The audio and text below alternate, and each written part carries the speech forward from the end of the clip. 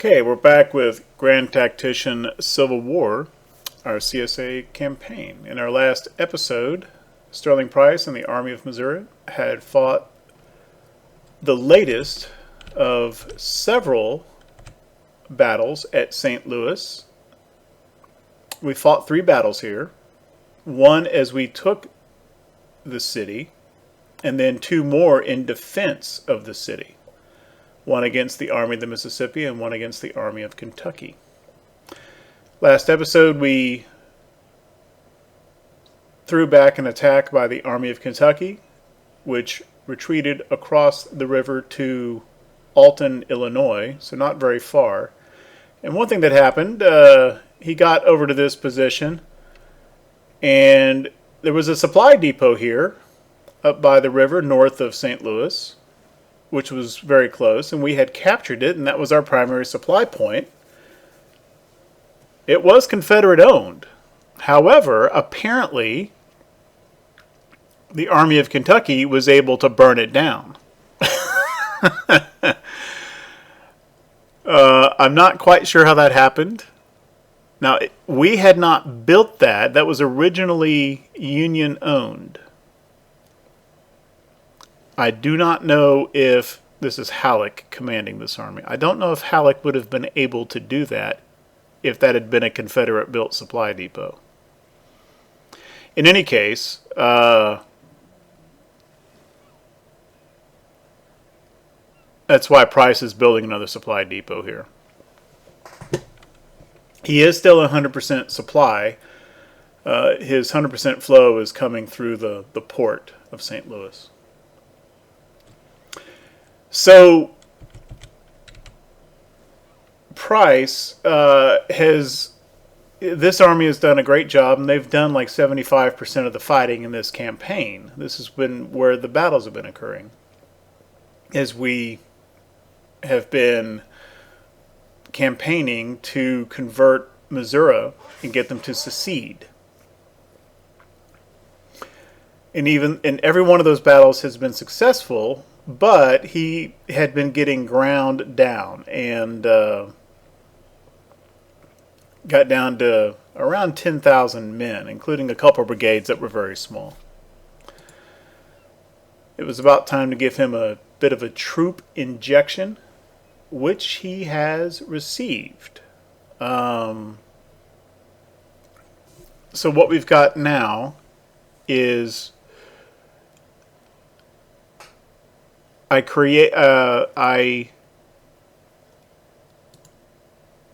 recruited a Missouri cavalry brigade here. These did not come from Montgomery, Alabama. And the idea is Marmaduke's brigade, which reached 5 stars, and but they had taken a lot of casualties and were only about 10,000 men. They're up to 1,100 now. But I'm going to take this brigade and I'm going to combine it. That's why I had to recruit Missouri troops, so that they would match by state. So I'm going to do that now. And now Marmaduke has got a 2,300-man brigade. Now, they lost a lot of their experience because these are new troops that came in. So we had 1,100 very experienced troopers, and they were joined by about 1,500 rookies. So yeah, we lost some experience here, but it's still a 2-star unit, and they did not lose their perk, their scouting perk. And we still have got the Burnside carbines. And because they went from 5 to 2 stars, they may not be unhappy with Marmaduke anymore. We had reached a state where at 5 stars, they weren't satisfied with Marmaduke as a commander anymore. And it put an unhappy modifier on the Army of Missouri. Not a very big one, but it is there. And this is the commander that they were not happy with. 13 stars combined among the 4 attributes, and 4 stars in experience. And they weren't happy with him. He's probably the best brigade commander in the entire Confederate military. He's actually probably even better than, like, Jackson and Lee and Longstreet. So that's kind of a comment on the mismatch in that particular game mechanic. It's a nice idea. It's fine in concept, but the execution of the veteran troops not being happy with what they deem to be substandard leaders, that needs a tweak in this game. Because now he was a colonel, and sometimes it's particularly as a West Pointer, which he is. For West Pointers, a lot of times you can promote them and they don't lose any stats. Sometimes they do, but they have a better chance of not losing stats on promotion than volunteers and political officers do. They're not immune to it. They're just less chance. And a lot of times when you promote, an officer will gain some fame. So he was a colonel, and I did promote him to brigadier general. But that didn't work out. He lost a star in experience. He's still 4 stars. He was 5. He did not gain any fame, and he lost a star in initiative. He was 3 stars as a colonel here. So that backfired. But he's still an excellent, excellent officer because of the performance in the opening stages of the war. And actually, I'm kind of thinking about replacing him and promoting him again to Major General. And he might be a corps commander whenever we get more corps on the field. Or they might be happy with him now that the unit itself is back down to 2 stars with all the rookies in it. It's still a good unit, still a great commander. But that's not all I did with this army. Rains division, these 2 brigades had fallen down to well below 1,000. And so I have sent 2 more brigades. I brought Canty's and Posey's brigades, and these were newly recruited down in Alabama. So now Rains has got more troops, and the bulk of the increase in this army is from these 2 brigades. These 2, they've come up a little bit in recruits, but they're still both below 1,000. But they're both Missouri troops, and I'm going to combine these 2 as well. Okay, so we've got, so Waitman now has a almost 1,800 man brigade, and then there's 2 full-size brigades along with them under Rains. So Rains has got the big division now. He does not have a horse artillery unit, and the reason for that is because I talked about this in a previous episode. It turns out that when you use this tool down here, this quick recruit tool, it works fine for infantry, cav, and regular artillery. For horse artillery, though, even if you have full size selected, it recruits a small size horse artillery of only like 50 men and 3 or 4 guns. Whereas it should be about 100 men and 7 guns. And that had happened in every horse artillery, because I'm using those for the divisional artillery. And so across all 5 armies, I had used this tool to recruit those so that they were all undersized. So what I've done is I got rid of them all and am recruiting full-size horse artillery units down in Alabama with Bragg's administrative command. That process is still ongoing. I didn't wait to disestablish the existing units until they were replaced, because not only was that 15 horse artillery battalions, it was also 15 commanders. And when I had first formed those, I did pay some attention and had okay commanders there. I wanted those commanders back in the pool when I created the new battalions. I happened to have 2 full-size horse artillery battalions already present at Montgomery, and I sent those up here. That's these 2.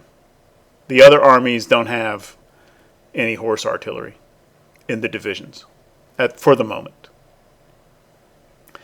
The other thing going on down at Montgomery is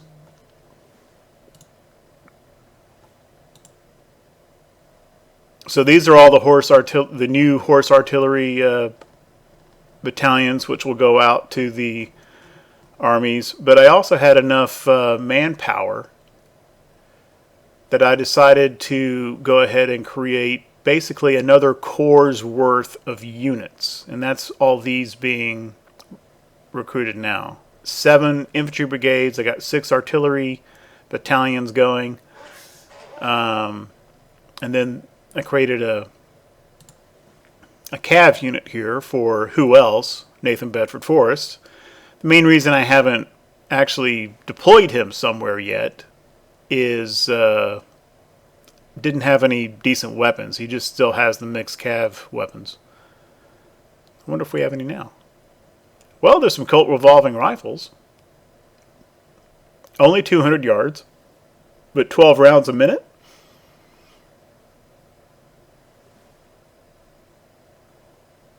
So the range is no better than mixed cav, but the rate of fire certainly is.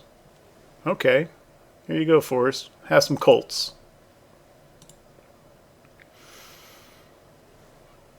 And it would seem appropriate. This is Tennessee Cavalry under a Tennessee volunteer officer, so I think these guys should go to the Army of Tennessee.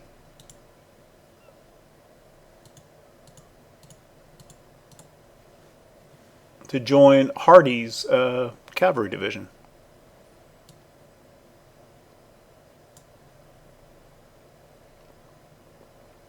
Take a look at Forrest's stats here, see how they start him off in the game.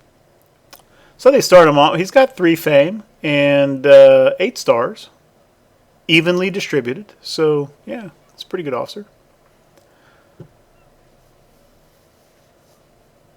I know Forrest is kind of he kind of sticks out a little bit. When people talk about the Civil War, you know, where's Forrest? What are you doing with Forrest? And there's this idea that he was like this superb general. He was very good. It's like this.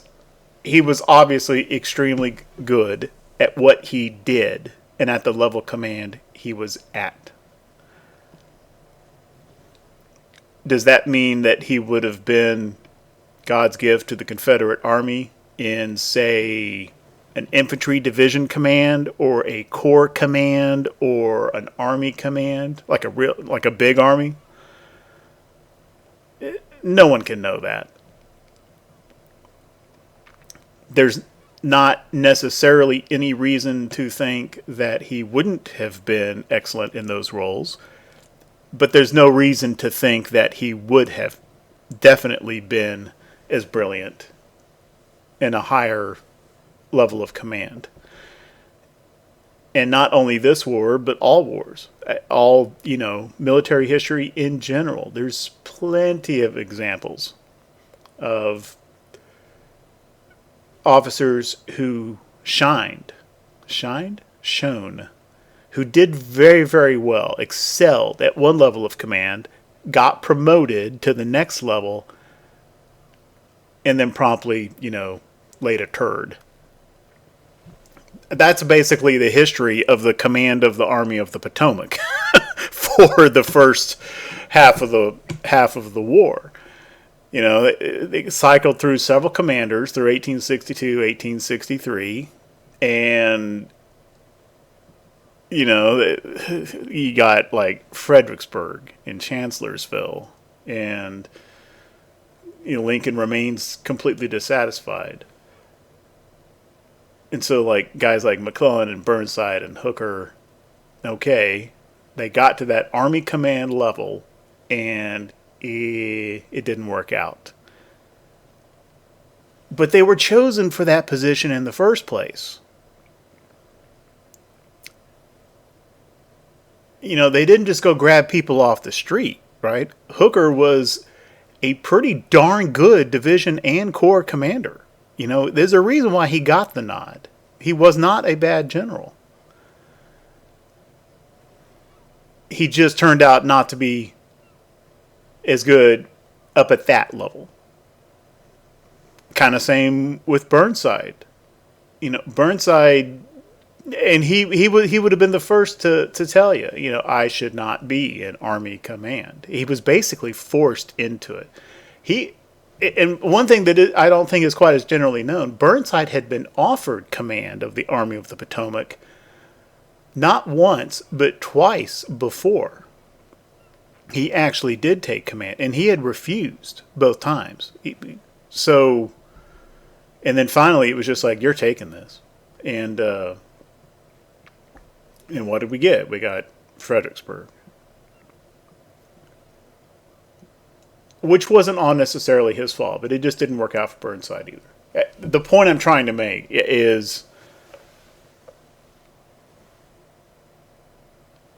not all Army commanders have worked out, but they got the nod to even be in the position to be considered for Army command in the first place. So that, they had been doing a good job up till then. So who knows whatever might have happened with Nathan Bedford Forrest if he had been promoted to anything higher than what he actually was, which was as generals go, a relatively low-level cavalry, primarily cavalry command. But he was very good at that. And there I went off on one of my tangents again. Okay, I have advanced time a little bit because I was recording all this stuff I've been talking about, and I had some kind of a glitch. Every once in a while your computer just goes, hey, there's a problem and we're shutting down. My computer just rebooted. And then I went back, and the video file I had been recording was not playable, corrupted, and so I'm kind of catching up here. So other things that have happened are, so this was a little interesting in that we had a siege in a previous episode, which the Union won here at Winchester at Fort Beckham.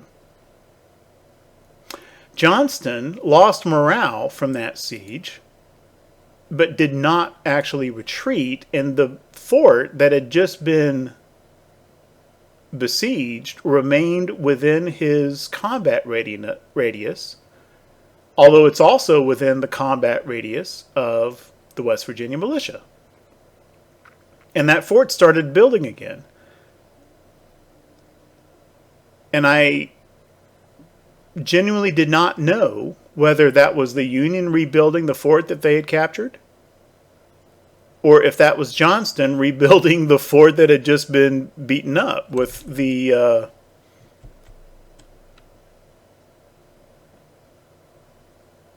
well, that's interesting. Okay. In any case, Johnston has rebuilt this fort. And the garrison for that fort had actually left the fort and retreated all the way down here to Culpeper Courthouse. And apparently, as soon as that fort rebuilt under Confederate control, that garrison, which was sitting out here, was actually listed in the field armies. Apparently, they just popped right back into the fort.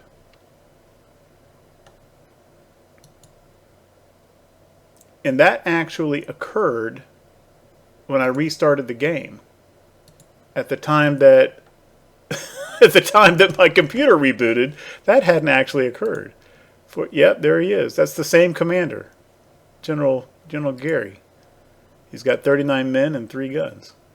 Let's give him an artillery battery. He had an artillery battery before. I had transferred that battery to one of the armies over to Beauregard.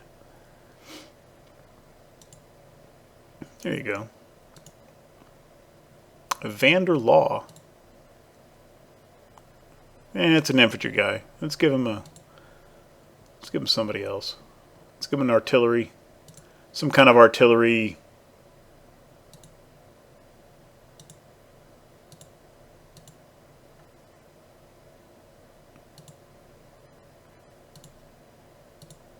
This guy looks alright. He's not. It's just an artillery battalion in a fort. This is okay. I don't want to use a really, some of these guys,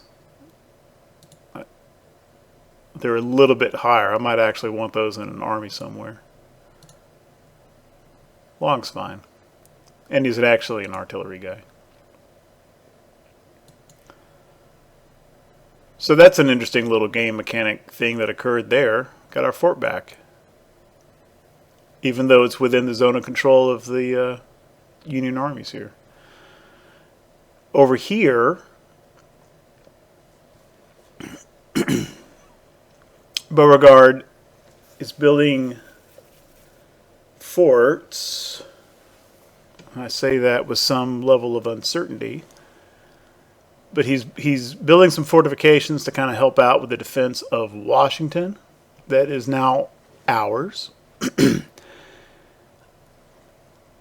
I know he's building this fort. I remember starting the construction on this. I don't remember starting this fort. I'm like 80% sure that Beauregard is building this fort too, but only 80%. That might be a Union fort being built by Patterson. I don't think it is. It looks a little too far away for that. I think we're building 2 forts here. I know we're building 1. I think we're building 2. I forgot.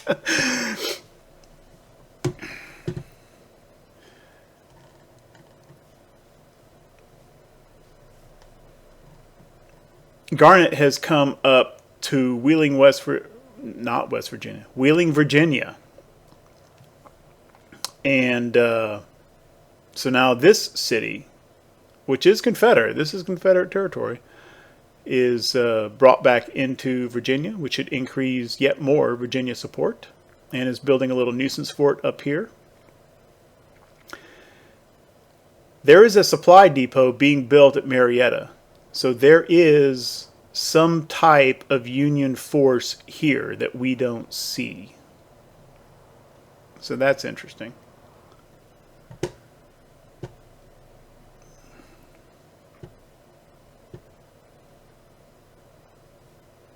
And I don't know if I already talked about this. I talked about it in the other video. I know. I don't know if I covered it here. I've got a corps worth of... Yeah, I did talk about this because I was going on about Forrest. Yeah, so as soon as these units are recruited in Montgomery and come up in readiness, then we'll be in a position to create another corps. Which I'm not 100% sure what to do with yet. Long term, I suspect it would be needed in Virginia. Because I expect at some point the Union is going to start trying pretty hard to retake Washington, D.C. And I think at some point we're going to need more forces up here than what we have. Creating a second corps for the Army of Tennessee, or what will be the Army of Tennessee. We don't quite have that policy yet, but we're working on it. That's the policy currently being researched. 2 corps for the Army of Tennessee for what will be the Kentucky campaign. That's an idea. But the other thing I need to do is we haven't quite finished the job in Missouri. The requirements for capturing Missouri, not just capturing it, but flipping it for Missouri to secede and to actually become a Confederate state. The requirements are that you have to capture St. Louis, which we have done, and to defeat all of the Union armies in Missouri, which we have done. There are 3 that have come within the borders of this state. There's the Army of Kentucky, the Army of the Mississippi, and the Army of the West. And Price's army has defeated all 3 of these at various times. However, the Army of the West, which has been beaten at least once, maybe twice, I don't remember, but we have not engaged or been engaged by this army since we took St. Louis. I didn't think that that was a factor, and it's not explicitly stated that way in the tooltip, but I infer that is what is keeping Missouri from seceding. Let's just take a look at that tooltip here. So capture Missouri, and the requirements are capture St. Louis and defeat all of the Union armies in Missouri to make Missouri secede and join the Confederacy.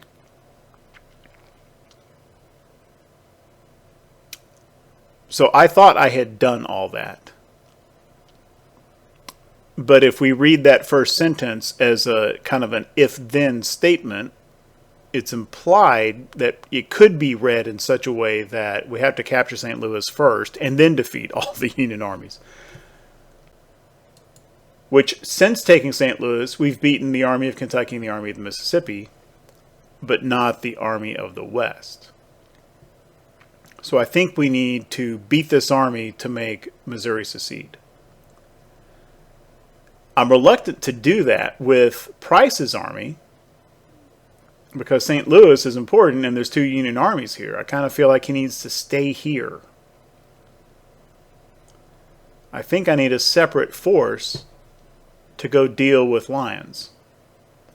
So that may be the first thing that I do with this new corps, and then transfer them to some other theater. Because once Missouri secedes and is no longer Union territory, maybe, just maybe, the incessant attacks by Union armies on St. Louis might slow down. Or it might not, I don't know. Okay, so that's kind of what has been going on that I kind of lost the video footage for. Let's get time rolling. We are right almost into December, and all the armies are entrenched or in winter quarters or what have you.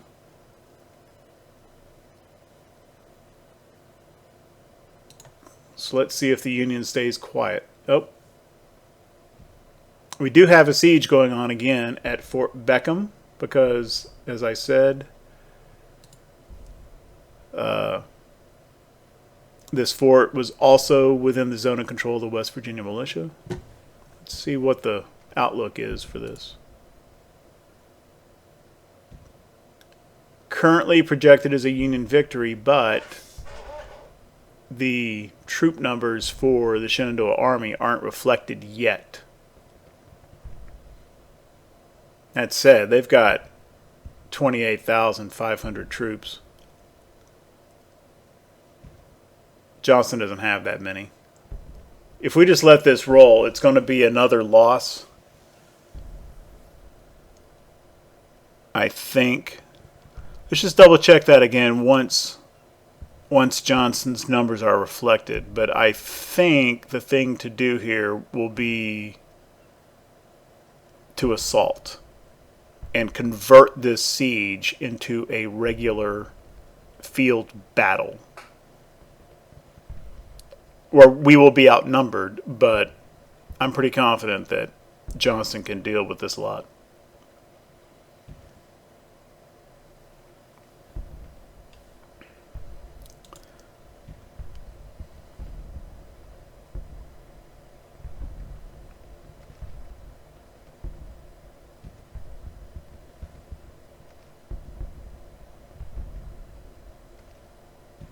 Let that run about a day.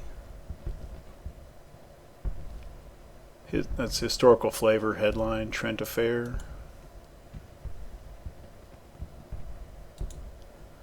Okay. Yeah. Yeah, Johnston's troop numbers are now being reflected. However, still clearly Confederate advantage.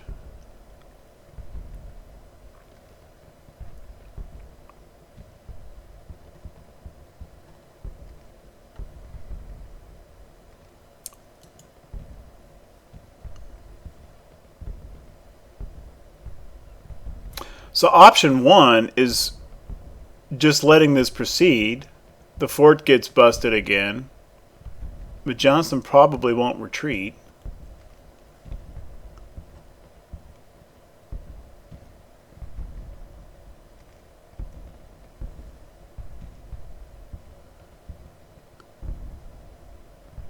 Or we just pitch into him.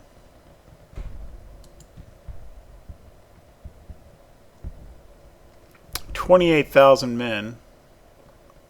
Johnston's got about 20,000.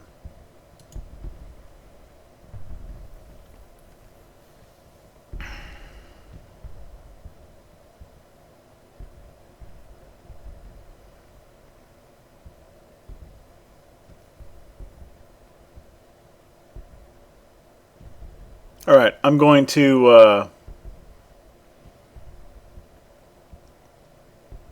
do an assault, and I am going to fight a field battle here against McClellan and whoever's commanding this West Virginia militia. This is going to be the first combat for the Shenandoah Army, but it will also be the first combat for all these troops. First field combat. I think all the units will have cleared that first combat morale nerf because these three field forces were involved in the first siege of Fort Beckham. So they do have that. They won't have that morale problem.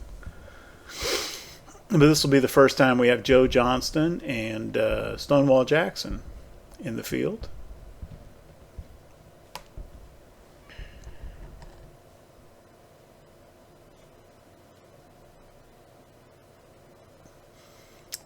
See if there's anything else worth covering first.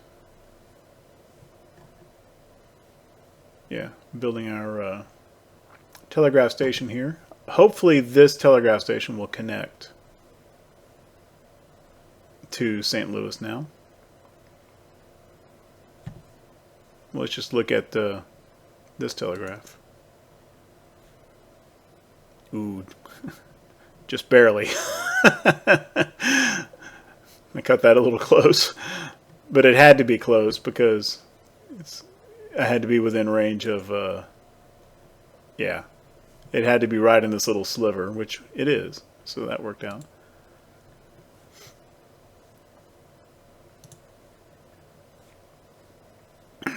And then I think I'm going to see if this engineer corps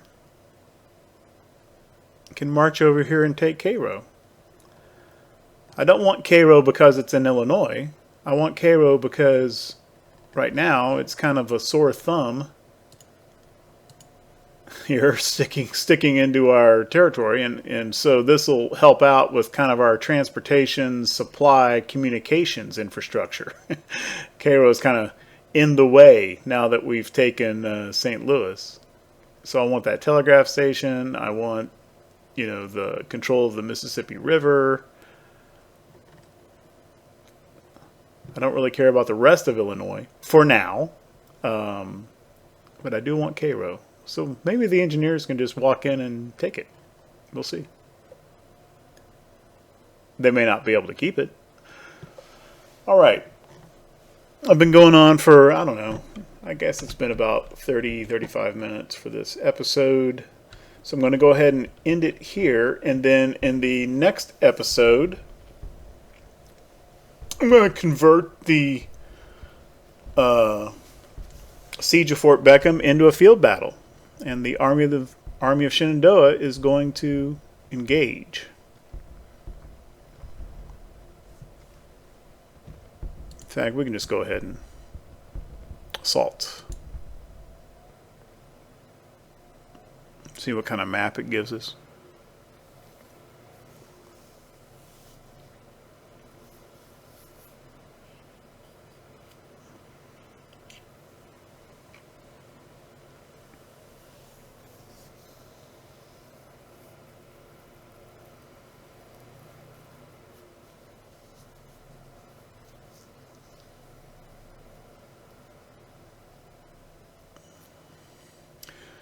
Okay, we are in a defensive situation. That is good for us. There is one objective, Sandy Ridge, within our deployment zone. So here's Johnston's army down here. We also have this deployment route. That doesn't really matter. We don't have any reinforcements coming.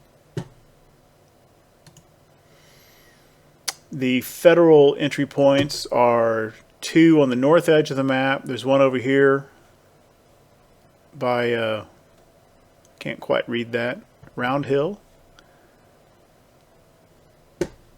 Just make sure there's not any federal points that flank us.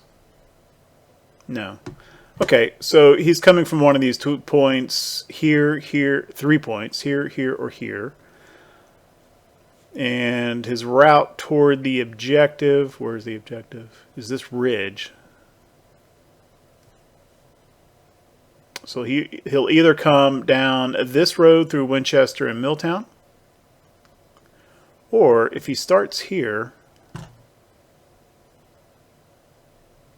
could kind of, and he'll have a deployment zone too. I don't know if the AI starts like this at the entry point, or will actually deploy their forces within a zone.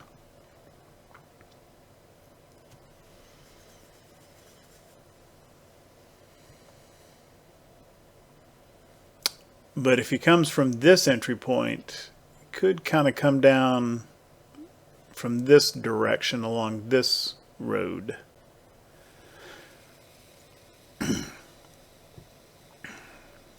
And one interesting thing is on these deployment zones, typically they are just a series of circles which intersect, and you get, typically if there's no forces around, they're round, right? Because there's a circle here probably around this deployment entry point. There's another circle here apparently focused for some reason on about this. But anywhere where this edge of the zone is flat, like along in here, that's typically because there are enemy forces somewhat close.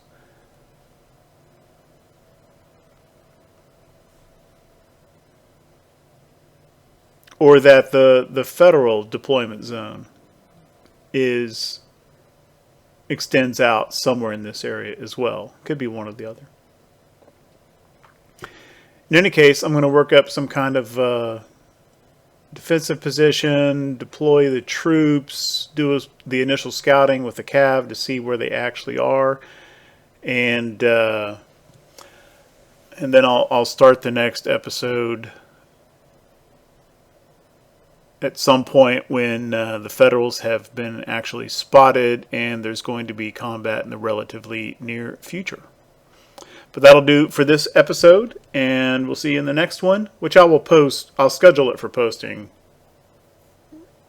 right about this same time. So if you're seeing this now, that episode is probably either already posted or will be so very, very quickly. So, see you then, and thank you very much for watching.